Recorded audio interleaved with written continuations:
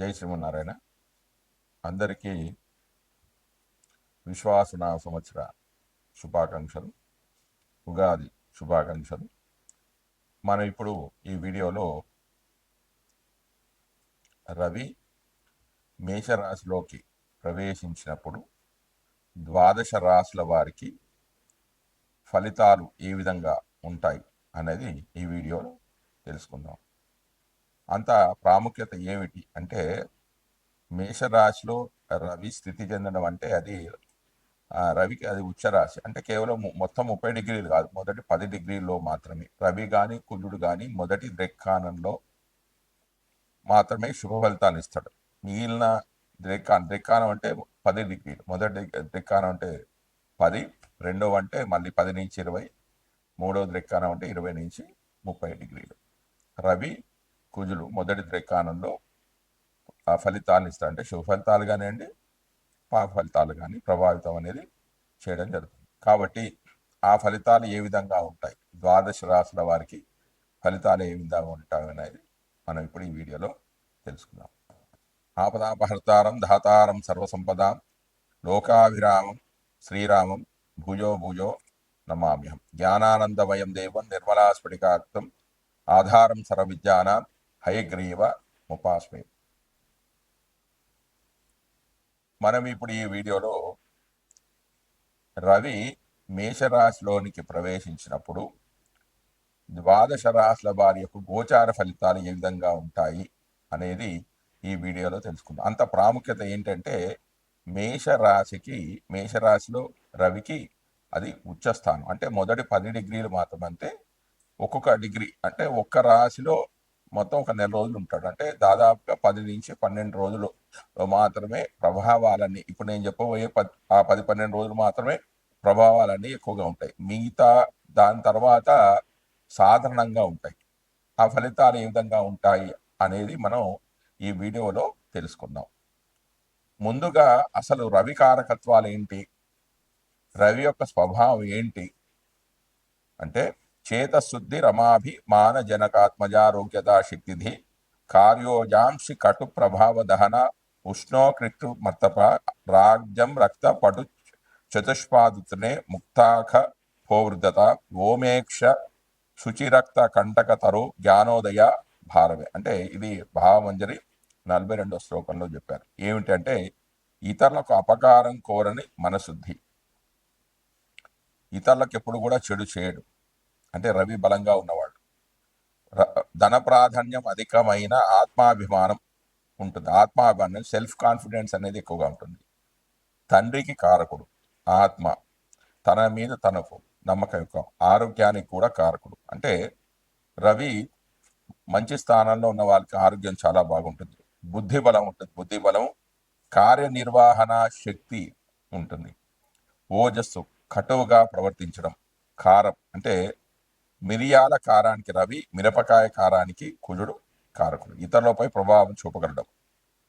అగ్నిశక్తి, ఉష్ణశక్తి అంటే ఆరోగ్యకరమైన ఉష్ణశక్తికి రవి అయితే దాన్ని, ఆ వేడిని అధికంగా చేయడానికి కుజుడు కారకుడు. కంటి యొక్క అనారోగ్యం అంటే కుడి కంటికి రవి అయితే ఎడమ కన్నుకు కారకుడు ఎవరు? చంద్రుడు.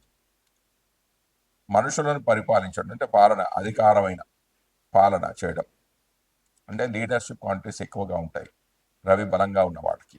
రాజ్యము, ఎర్రని బట్ట, పశుబలము, గట్టి అంటే పత్రహరితానికి సూర్యకాంతి కారణమని వైజ్ఞానికమైన వివరణ. ముత్యాలు, ఆకాశంపై ఆధిపత్యం, పెద్ద మనిషిగా వ్యవహరించడం అంటే పైకి చూడడం. అంటే తప్పు చేసిన వాడు అధైర్యవంతుడు, కిందికి చూస్తాడు. గర్వం కలవాడు పై చూపులు అనేవి చూస్తాడు. అధికమైన ఆత్మాభిమానానికి, విశ్వాసానికి కారకుడు. పవిత్రత, ఎరుపు రంగు, ముళ్ళ చెట్లు, జ్ఞానోదయము, పలువురు చెప్పిన విషయాలన్నిటి కూడా సమన్యాత్మకంగా ఆలోచించి కొత్తదనంతో కూడిన ఆలోచన చేయడం. రవి కారకత్వాలకి, శరీర కారకత్వాల్లో ముఖ్యంగా హృదయము, రక్త ప్రసరణ వ్యవస్థకు రవికి ప్రత్యేకమైన స్థానం ఇవ్వడం అనేది జరిగింది. అంతేకాకుండా ఆధ్యాత్మిక అంశాలలో శరీరం ఏర్పడడానికి మూలభూతమైన ఆత్మకారకం రవికి ఆపాదించడం జరిగింది. నిరంతరం తన చుట్టూ అన్ని గ్రహాలను అంటే అన్ని వ్యవస్థలను తిప్పుకుంటూ వాటికి కావలసిన పోషణను అందిస్తూ తాను జ్వలిస్తూ వెలుగుతూ ప్రాణభూతమైన రవి ఆత్మకారకుడిగాను శరీరంలో హృదయ కారకుడిగాను నిర్దేశించడంలో ఔన్నత్యం అనేది కనిపిస్తుంది. హృదయం ఆగిన ఆత్మ వెళ్ళిపోయిన శరీరం అనేది మరణిస్తుంది, చైతన్య హీనము అవుతుంది, అన్ని రకాల వ్యవస్థలు వెంటనే నాశనం అవుతాయి.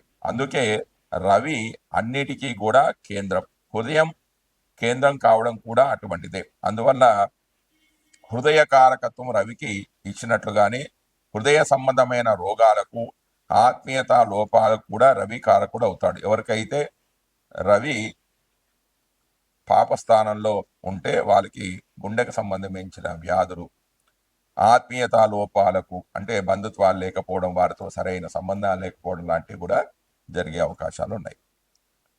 ఈ ఆత్మీయత లోపాలకు కూడా రవి కారకుడు అవుతాడు. ఈ విధంగా కారకత్వాల నిర్దేశం జరుగుతుంది. ఏది లేకుంటే శరీరంలో మనుగడ లేదో అది రవికి సంబంధించింది. ఏ వ్యవస్థ జననం నుండి మరణం వరకు ఆగిపోకుండా పని చేయాలో దానికి సంబంధించిన అంశాలన్నీ రవికి ప్రతీకలవుతాయి. ఇక్కడ రవి ప్రత్యక్ష ప్రభావం కన్నా పరోక్ష ప్రభావం అనేది అధికంగా ఉంటుంది. ఇక ముఖ్యమైన విషయంలోకి వస్తే గోచార ఫలితాల్లో చూస్తే రవి 3, 6, 10, 11 రాసుల్లో సంచరించే సమయంలో మాత్రమే శుభ ఫలితాలను ఇస్తాడు. మిగిలిన సమయాల్లో అతడు సంచరించే రాశి దృష్టి ఉన్న సప్తమ రాశి విషయంలో జాగ్రత్తలు అనేవి తీసుకోవాలి. వేరు వేరు జన్మరాశుల వారికి రవి సంచరించే రాశి దృష్టి ఉన్నటువంటి రాశులు ఏ భావాలు అవుతాయో గమనించి వాటికి అనుకూలమైన ఫలితాలను నిర్దేశించాల్సి ఉంటుంది. రవి గోచారంలో వ్యతిరేకంగా ఉన్న సమయంలో అంటే అనుకూలంగా లేకపోతే ఈ 3, 6, 10, 11 స్థానాలు కాకుండా మిగతా స్థానాల్లో ఉన్నట్లయితే జాతకుడు ఎలాంటి ఫలితాలు పొందుతాడు అంటే అధికార ప్రభుత్వ సంబంధమైన సమస్యలు రావడం, అనారోగ్య లోపాలకు, మానసికమైన ఒత్తిళ్లకు అధికమైన అవకాశం అనేది ఏర్పడుతూ ఉంటుంది. మేషరాశి వారి యొక్క గోచార ఫలితాలు అంటే రవి మేషరాశిలో ప్రవేశించినప్పుడు మేషరాశి వారి యొక్క ఫలితాలు ఏ విధంగా ఉంటాయి అంటే ఏప్రిల్ 14 నుంచి మే 13 వరకు రవి మేషరాశిలో ప్రవేశిస్తున్నాడు. ఇది మేషరాశి వారికి రవికి ఇది ఉచ్చరాశి. కానీ మొదటి దిక్కాణంలో మాత్రమే అంటే మొదటి 10 రోజులు 10 డిగ్రీల వరకు మాత్రమే ఈ ఫలితాలు అనేవి ఎక్కువగా ప్రభావం చూపిస్తాయి వ్యక్తి మీద, ఆ జాతకుల మీద. మిగతా సర్వసాధారణంగా ఉంటాయి. మేషరాశి వారికి రవి జన్మరాశిలో సంచరిస్తున్నాడంటే అందులోనే రవి సంచరిస్తూ ఉన్నాడు. సంచరించడం వల్ల అశుభ ఫలితాలే ఎక్కువగా కలుగుతాయి. అవి ఈ విధంగా ఉన్నాయి. ఏంటి? అనారోగ్యము, ఉదర సంబంధమైన సమస్యలు రావడం, గుండె జబ్బులు, తిప్పడము, మానసికమైన ఒత్తిడి, చికాకులు, ఖర్చులు అధికంగా అవడం, అగౌరవం, ఆస్తి నష్టము వంటివి జరుగుతాయి. అంతేకాకుండా రవి తన యొక్క సప్తమ దృష్టి చేత అంటే ప్రతి గ్రహానికి కొన్ని దృష్టులు ఉన్నాయి. రవికి బుధుడికి శుక్రుడికి సప్తమ దృష్టి, శనికి 3, 7, 10 దృష్టులు తృతీయ సప్తమ దశమ దృష్టి, గురుగ్రహానికి పంచమ సప్తమ నవమ దృష్టి, కుజుడికి 4, 7, 8 ఈ దృష్టిలు ఉన్నాయి.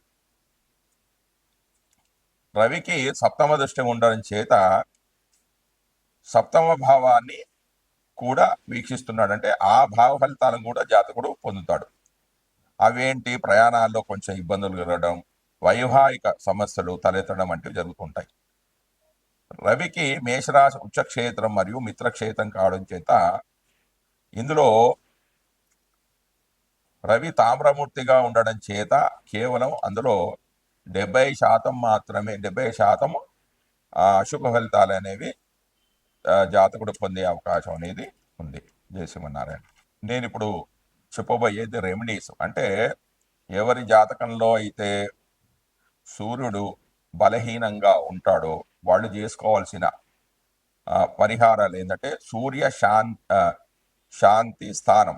అంటే సూర్యుడు అశుభంగా ఉన్నప్పుడు అభిష్ట కార్యాలు సిద్ధించడానికై కాశ్మీర కేసరం అంటే కుంకుమ పువ్వు, ఎస్టి మధుకము, పద్మకం అంటే హిమాలయమున పుట్టు దుర్లభ జాతి వృక్షము, యాలకులు, మనశిల అంటే మనశిల అనియు అందరూ దీన్నే మనశిల అంటే మనిషిల అని అంటారు.